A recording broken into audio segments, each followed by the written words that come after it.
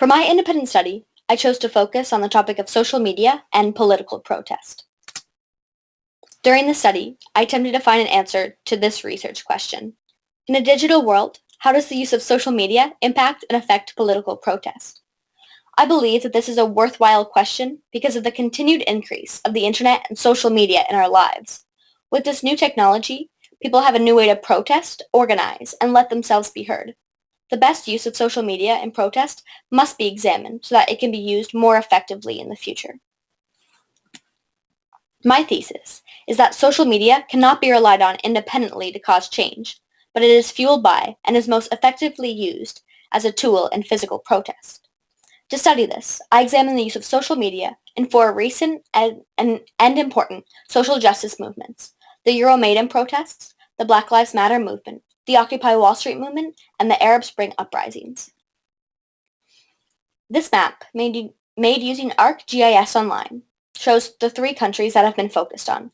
These countries are linked to short descriptions about the movements that have taken place there. This map shows the differences of the countries in which social media has played a major impact. Despite cultural, political, and social differences, people all over the world are able to use social media as a tool in political protest. In the Ukraine, in November of 2013, protests began demanding closer European integration. These protests continued until February, where they eventually became extremely heated and violent.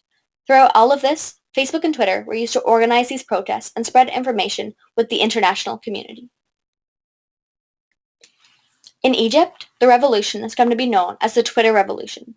On January 25th, protests began to gather into Tahrir Square as a way to protest a corrupt government. This tumultuous time of physical protest is shown through the rise in tweets, as the numbers jumped from 2,300 to 230,000 in the following weeks, many containing the hashtag Jan25. In New York City, what originally became as a Twitter experiment soon grew to protests all over the world, the most popular of which was held on Wall Street. The protests began as a demonstration against the 1%, those who own the majority of the world's wealth. This movement spread rapidly online, and a lot of attention was gathered through the live streaming of protests. However, experts warn that the movement cannot exist entirely online as it relies on protests on the ground. In Ferguson, Missouri, the Black Lives Matter movement speaks to police brutality and particularly racial injustice in the United States. The movement focuses on a few black individuals who were killed by police. In Ferguson, a young man named Michael Brown was killed by a police officer, making it one of the central points of the protest.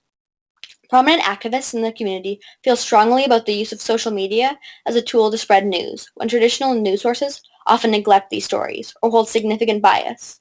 However, the physical protests in Ferguson and other cities throughout the country are crucial to the movement itself. There are a number of ways to look at this, one of them being the PEES perspective.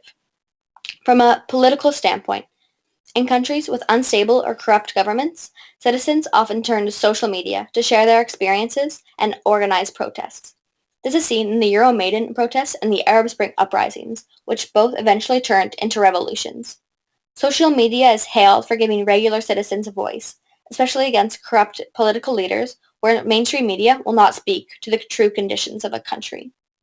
From an environmental perspective, social media gives people the ability to interact with those outside of their immediate proximity.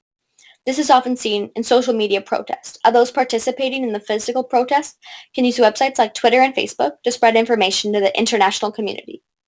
As during the Euromaidan protests, the majority of tweets were in English, proving that the main conversation was not happening in the Ukraine, but instead abroad.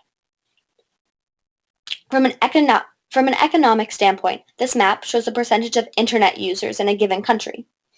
There are serious economic restraints which bar many people worldwide from participating in these social media protests.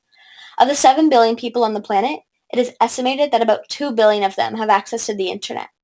Poorer and politically unstable countries tend to have less access to the internet. However, despite these restraints, social media continues to be seen as a main tool in creating protest. According to this map, only 20 to 40% of people in the Ukraine had access to the internet in 2012, and 40 to 60% of Egyptians did. Despite the Arab Spring uprisings being known as the Twitter revolutions, only a small number of Egyptians used social media during it. From a social standpoint, countries in which there is more political stability, such as the United States, usually turn to social media for social-based issues. Two examples of these are the Occupy Wall Street movement and the Black Lives Matter movement. Prominent activists in the Black Lives Matter movement, such as DeRay McKesson, are big fans of social media. When traditional news sources fail to cover important events, people can turn to the internet to ensure that their voices are heard. While it may be easy to get caught in an idea of slacktivism, McKesson argues that social media is rooted in the confrontation and disruption that is protest, and it cannot exist without physical actions to empower it. Reporter Wesley Lowery believes that social media activism works best in association with traditional reporting to allow for exposure to the wider community. This part of an infographic from the 2014 Year in Review infographic, one is able to see the peak shares of key events in the Black Lives Matter movement. These are the Ferguson jury decision, which reached 63,000 peak shares, and the Eric Garner video, which reached 9,000 peak shares.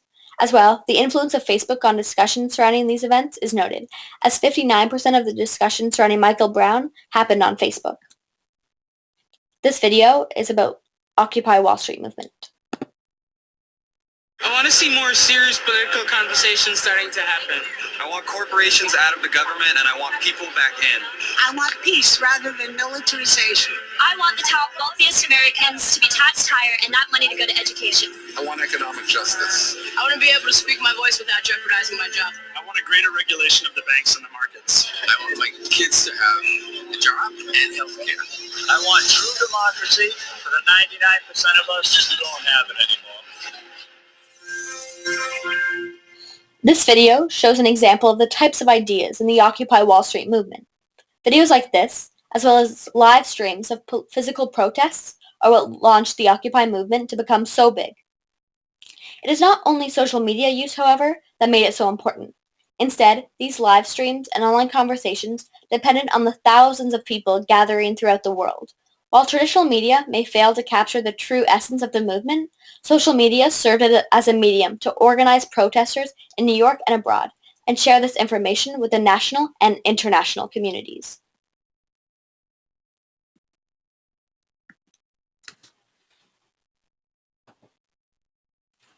Social media in the Euromaidan protest was used for three main purposes: to organize protesters inside Ukraine, to coordinate resources for the injured, and to share information with the events and violence with the international community. On February 18, 2014, as protests began to climax, the number of tweets increased as they became more violent. However, the spread of information would not have been possible without the events happening in Ukraine, showing that social media may be used as a tool in physical protest and cannot cause much change without it. Activists in the Arab Spring uprisings used two main social networks in their protests. Facebook was used to organize protesters on the ground in Egypt, as there were many Facebook pages used in the logistical side of things. Twitter, instead, was used to spread information about the protests and events to the international community, and most of the tweets were from people outside of Egypt. So, whether it's dealing with social issues in Western countries, such as the United States, or launching a political revolution in the Middle East, social media is most effectively used as a tool to organize those participating in events and share important information that may be filtered by traditional media. By discovering the best way to use it, activists in the future will be able to tailor their social networking use to make the biggest impact and therefore make a change in the world.